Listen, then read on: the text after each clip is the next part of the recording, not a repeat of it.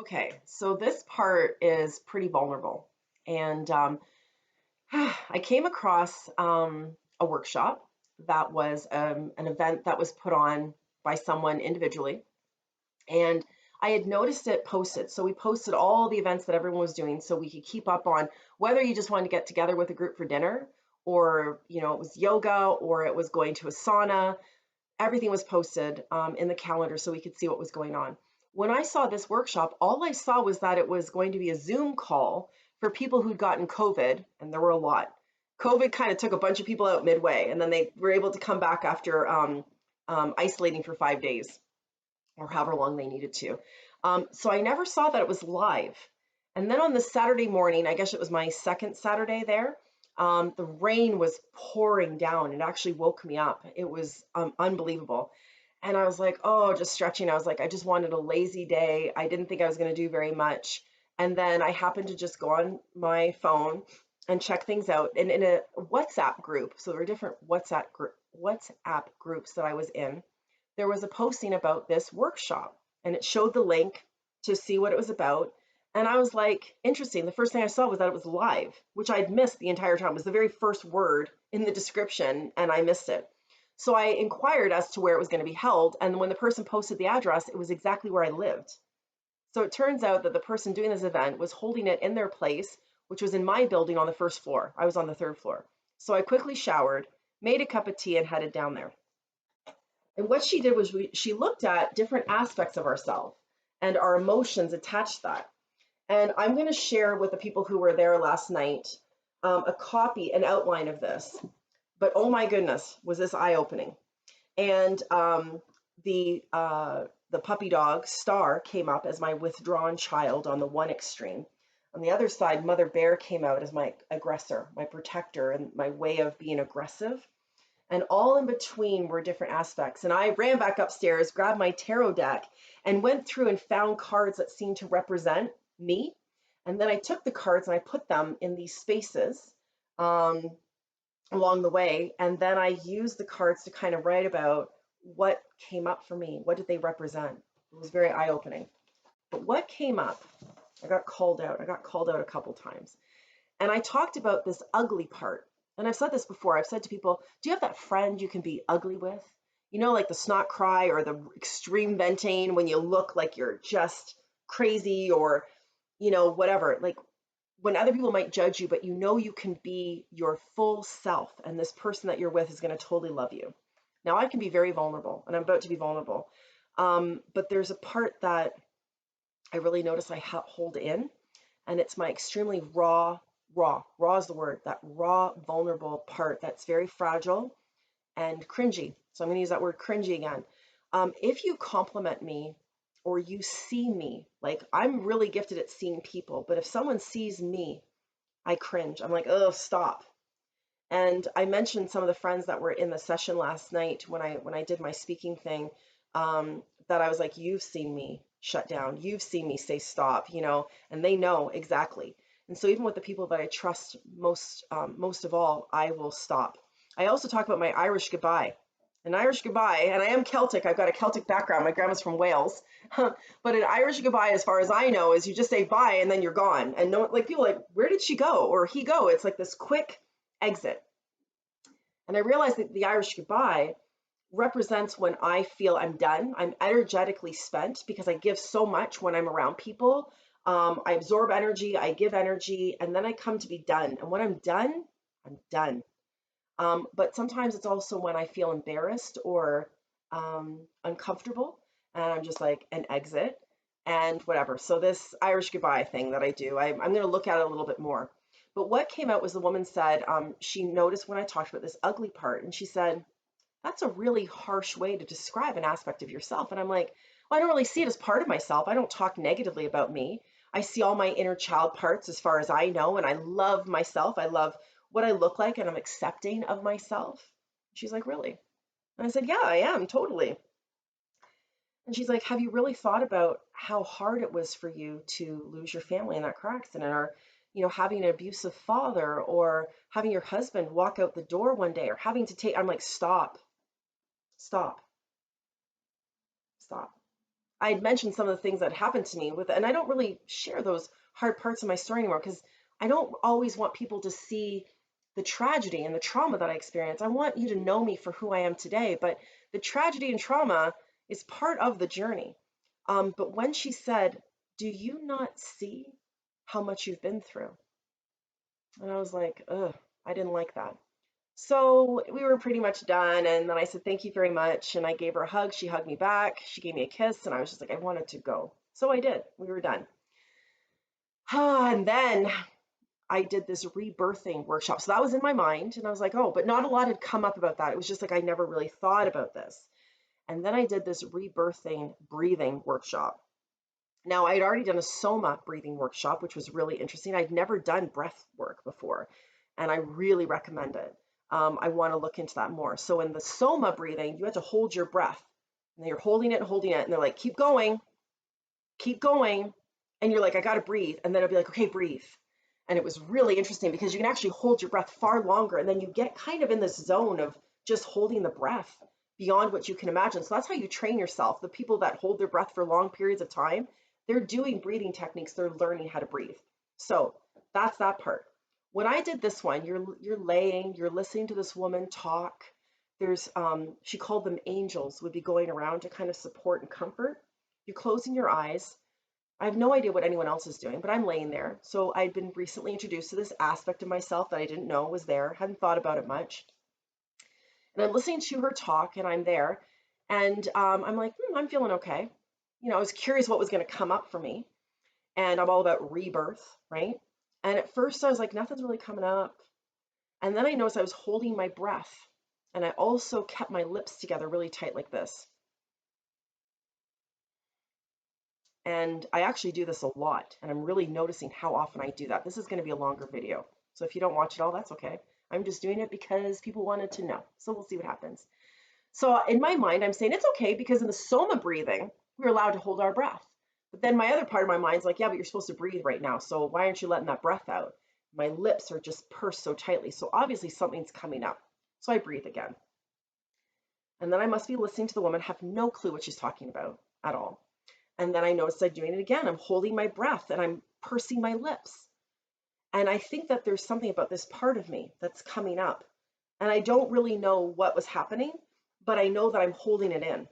And then someone, one of the angels, so just a person that's there, came and put their hands on my tummy, on my solar plexus chakra area, maybe a little bit more down below, just right on my belly. And immediately I started to cry. The tears just spilled from my eyes, and then I couldn't hold it in. I was crying. Now, all around me, people are sobbing. It wasn't affecting me at all. There were people moaning. I'm like, I'm so glad I've done some work. Like, I'm pretty good with where I'm at, but I did start to cry. And I was able to see that part of myself. So I'm going to tell you what it was like. Now, I've done a lot of work. I've been really working on myself like nonstop since about 2014. Coming through that breakthrough that I had, the breakthrough breakdown in 2013, which is where Phoenix Rising came from. But like I said, I'd never known that this part was there. So what I saw was me I saw this part of me, I guess, at about 14. She was still young, but grown enough. And she was just this black shadow. I couldn't see her. It was just this black shadow. I think she's come up to me before, but I couldn't understand what it was. And it's interesting, it's coming to my mind right now. I did a past life regression. I saw very much the same thing, the shadow part, and she wouldn't leave, and she was kind of angry. It was interesting, but that's another thing. So I saw this shadow, and she was kind of hunched down. When she looked up, she had like acne all over her face, and was just kind of like angry. I guess, yeah, angry, hurt, burdened, kind of hunched down. Not like deformed, but just like heavy, and couldn't stand up. Anyway, so I saw this age of 14, and she's like, I've been with you far longer than that. I've been with you since the beginning. So I remember I did this inner child meditation one time, and I was going back, and I'm like, maybe 8, thinking 8. That's what I remember being a really difficult time in my life. But no, I kept going back to the age of 2. And in my mind, I'm thinking, why am I going back to 2? And that's where my self was bringing me to. Do you guys understand the thing I'm talking about? In my mind, I'm thinking about my ego mind, my conscious mind. And when I'm in a meditation, I'm allowing myself to go And there's this other part, my intuitive, my higher self mind. If you're aware of the different voices that you might hear, as I am, then you'll know that there's these different parts that guide you. But that's a whole other talk for a different day. Anyway, back in that meditation, I'm going back to the age of 2. And I'm like, what happened when I was 2? I don't remember being 2. And the answer was, it was when your sister was born. Interesting. So I won't get into that either. That's once again another discussion. I have so many stories to tell.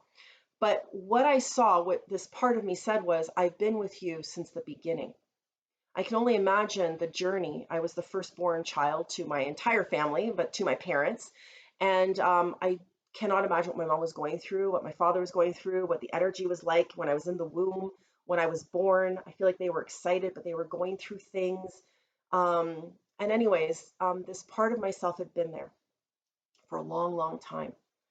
But what I learned from this part of myself was that it wasn't about any particular age. It was the burden that they carried.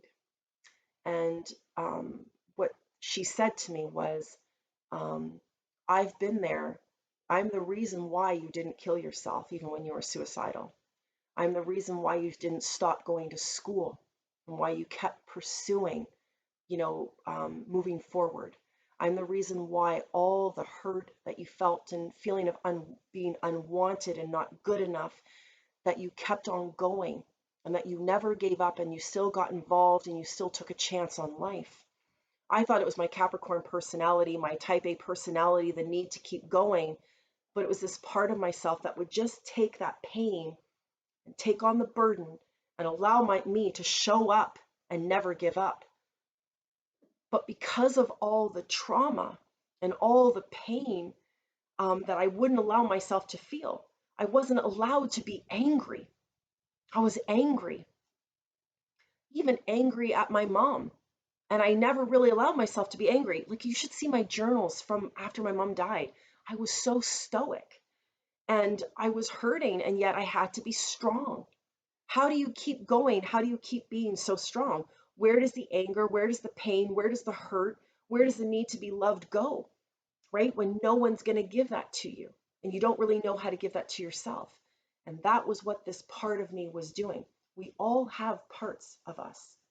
And I thought I had seen them all, but I hadn't. And this was the part that I needed to see in order to allow myself to be loved and to be in a healthy, loving relationship. Because I need to be raw and vulnerable. I need to be able to express myself when I feel angry or hurt. I need to express myself when those parts of me come up, and I need to be loved and have patience and compassion, because I do that for everyone else, but nobody really does that for me. And the statement that came up from her that I've heard before is, what about me? When my sister was born, she was severely mentally handicapped, and nobody really knew. And she was misdiagnosed because it was back in 1977.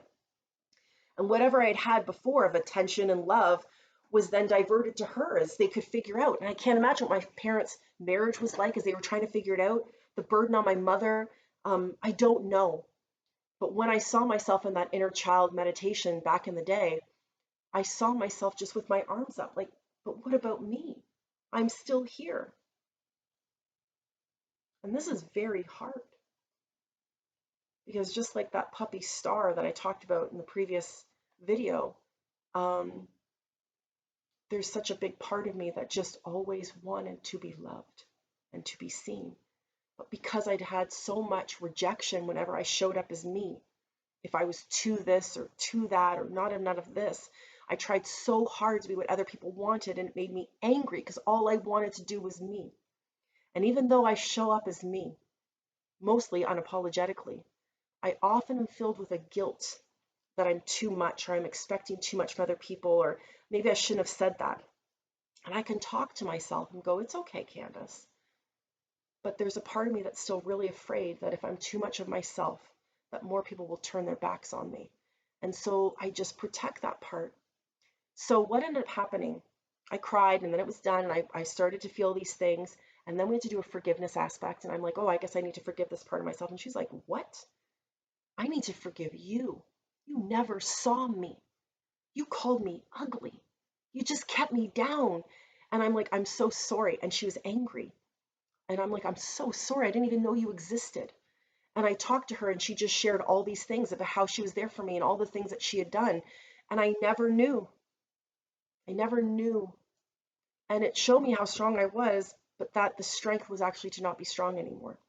And so instead of her being released from me, I brushed off all the shadow so I could see her, all the darkness. And then she came into me and her skin had cleared up and she didn't really smile though. There wasn't a joy, but there was a sense of peace. And I brought her into myself. Because just like all the other things that we are, this is me. And there's nothing wrong with any part of me. Because the journey that I've gone through has made me exactly who I am, has made me who I can be for other people. And the more that I love and accept and see all those parts of myself, the stronger and more healed and better I'm going to become. And I'm excited. And once I brought that part into myself, I felt this tingling go down my right leg, the leg that I shattered in the car accident that killed my family, the area of my hip that is very tight. My hip flexors are very tight. And it's the right side, which is that masculine side that need to keep going, that drive, that determination. I can't stop. I got to keep going. And it was just kind of tingling and released through my foot, and I could feel it. It was crazy. And then I started to cry again. And I felt so relaxed. And I felt whole for the moment. The journey's not done. But that was one of the biggest takeaways from this journey. I have a little bit more to share. So if you'll continue on with me, take a break and come back.